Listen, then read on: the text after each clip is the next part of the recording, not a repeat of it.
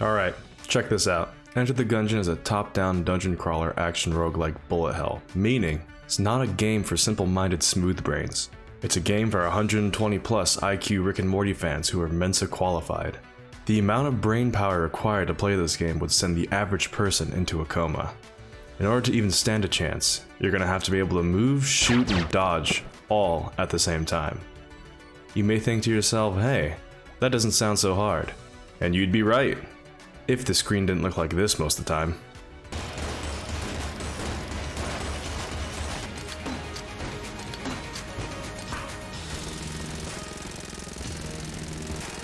There are 4 Gungeoneers you can choose from initially to put through this bullet hell, and in no particular order are the buff, Noble Marine, who has objectively the best starting pistol out of all the Gungeoneers, a single-use ammo drop that refills one gun to maximum ammo, and special military training, which takes the form of a paper trail of the atrocities he's committed.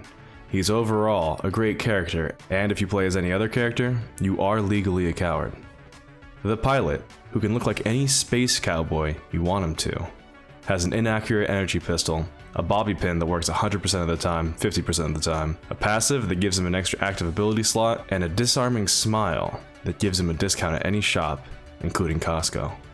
The Hunter has a decent starting revolver and a strong secondary crossbow that can one-shot most first floor enemies, which is helpful because you only get one shot before needing to reload, as per most crossbows. She also has a dog that gets a 5% chance of digging up an item after clearing a room, but it doesn't stop there. You can also pet the dog. Now you can live out your fantasies of petting your dog that ran away to a farm and most likely lived forever, and was definitely not brought to the vet and euthanized while you were at school eating reduced price lunches with government subsidized pizza. And finally, my least favorite, the Convict, who, without a doubt, has the worst starting loadout in the game. Her snub-nosed pistol doesn't even have enough shots to kill more than one starting floor enemy in a clip. On top of that, her secondary shotgun is only useful at point-blank range, on the first floor.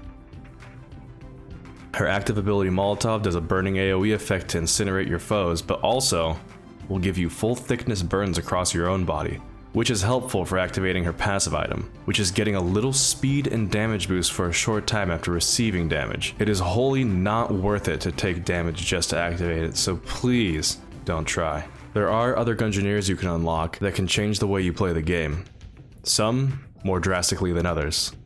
You unlock them by completing secret tasks that the game never directly tells you how to complete, and neither will I. Speaking of secrets, there are a lot of them. In this game, there are secret buttons, costumes, bosses, doors, and floors for you to discover. And sometimes, when you find these secrets, it will unlock some of the over 300 guns and items, each of which have their own sprite work, reload animation, effects, and projectiles. On top of that, if you happen to get weapons or items that synergizes with another, it can change any or all of the aforementioned characteristics, for better or for worse. Each item and weapon come with a description that is short, comedic, and usually references something. Even the Ammonomicon that gives you the info I'm pretty sure is a reference to the Evil Dead's Necronomicon. And if you like Metal Gear Solid, then you're in luck, because so did the people who made this game. There are over 20 items, guns, nods, and references to the Metal Gear series. I'll share a couple of my favorite MGS references, starting with the cigarettes. I think they are perfectly represented in this game because they act like they do in MGS and in real life, by hurting you physically and raising your coolness level by 1 each time you use them. The cardboard box, or just a box, allows you to infiltrate enemy-filled rooms without being detected. You can also infiltrate shops without being detected, allowing you to steal high-value items. And the SAA, aka the greatest handgun ever made, the Colt's Single Action Army, can ricochet bullets off surfaces dealing 50% more damage, has 6 bullets, which is more than enough to kill anything that moves, and has the synergy, pretty good, referring to a naked snake, aka Big Boss, clapped Ocelot's young man cheeks and Snake Eater. Not only are there weapons and items from Metal Gear Solid, but there are also a few boss fights that are lovingly crafted homages to the franchise. Aside from the MGS stuff, here are some of my other favorite weapons and items in the game. The Rad Gun, There's a sick kickflip when you reload, and if you nail the active reload, it increases the amount of damage for that clip. The Mega Hand. Even though I didn't play Mega Man growing up, I can appreciate that they made 8-hole synergies for this weapon that reference some of the Buster's permutations you collect for beating the bosses in the original games. The Vertebrae 47, an eco-friendly gun, was fashioned together from spare parts of an AK-47 and the spare spinal column of a fallen adventurer. Just look at that spooky reload. Crunchy. The Alien Engine, which isn't as much of a gun as it is an energy propulsion rocket, is great for escaping tight situations and alimony payments. The duct tape allows you to tape 2 guns together, doubling your bullet output. The wind-up gun, a nod to the same Futurama gun, deals regular damage for the first half of the clip and 50% less damage for the other half. The Bubble Blaster. I like this one for the reload alone. I mean, just look at it. Amazing. The Gamma Ray gives your enemies literal cancer. Incredibly brutal. And the Pig, who is very shifty. The first time I got him, I actually didn't trust him. All he would do is follow me from room to room. I thought he was either going to take an item or steal my money. Until, by no fault of my own, I was hit by a bullet, ending my run. Or so I thought. This brave, shifty pig took the final blow for me by heroically jumping in front of the game-ending bullet. A true hero. A true patriot. I'm pretty sure I ended up losing anyway. It is truly amazing how much content and thought was jammed into every part of this game, and I appreciate them for doing it.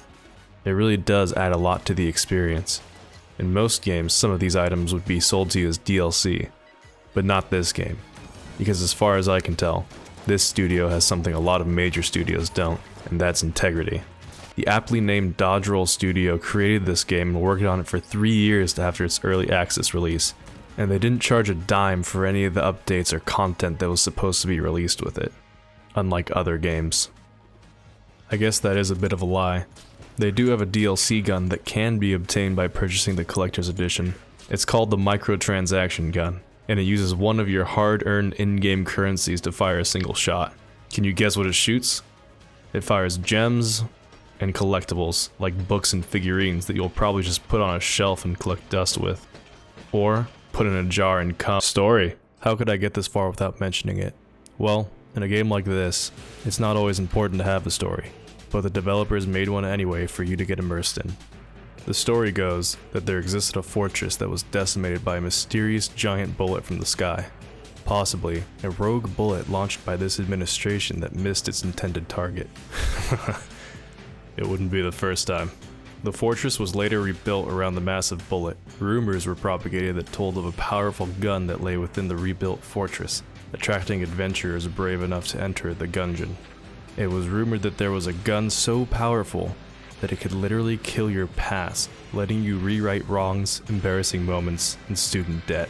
The goal of the game is to make it to the end of the Gungeon and retrieve the gun that can kill the past, and help every character right the wrongs in their past.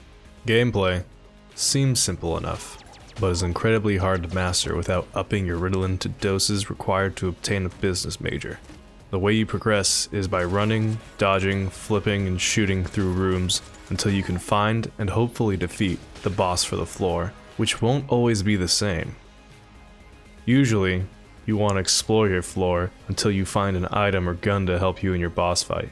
It's definitely not impossible to kill bosses with your starter pistol, but you may find something that tips the odds in your favor by a little, or a lot.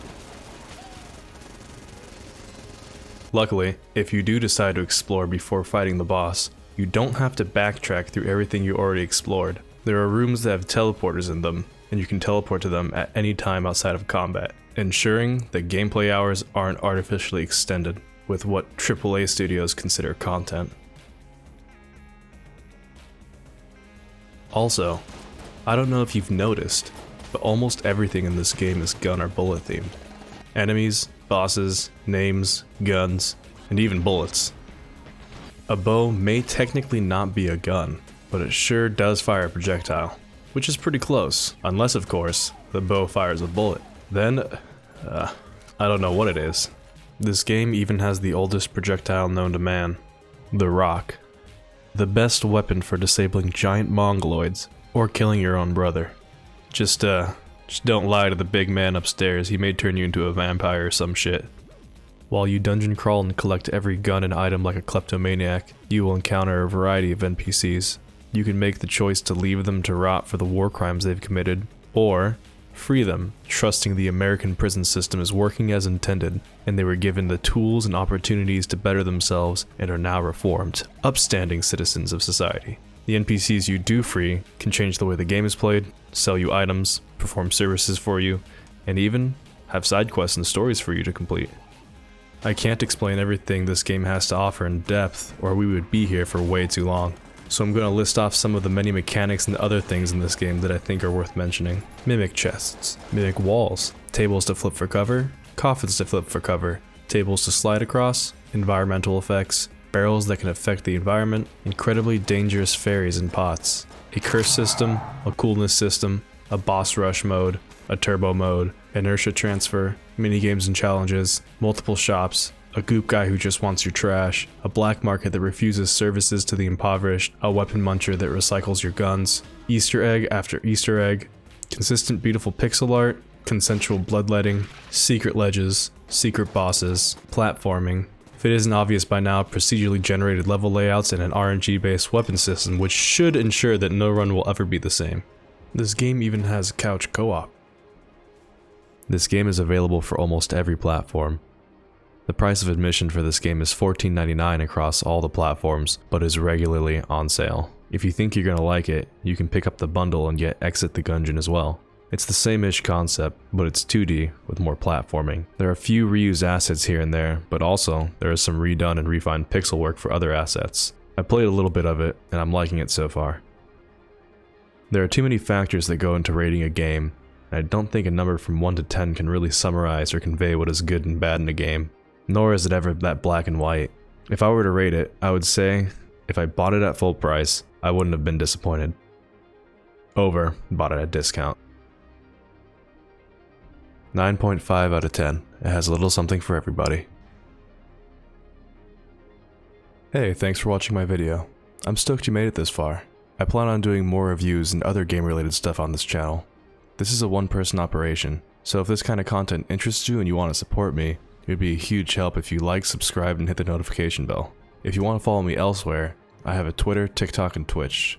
All the links will be in the description below. The TikTok currently has what I did this last fire season as a wildland firefighter, so if that sounds interesting, you should check it out. And again, thank you so much for watching my video. I hope to see you on the next one.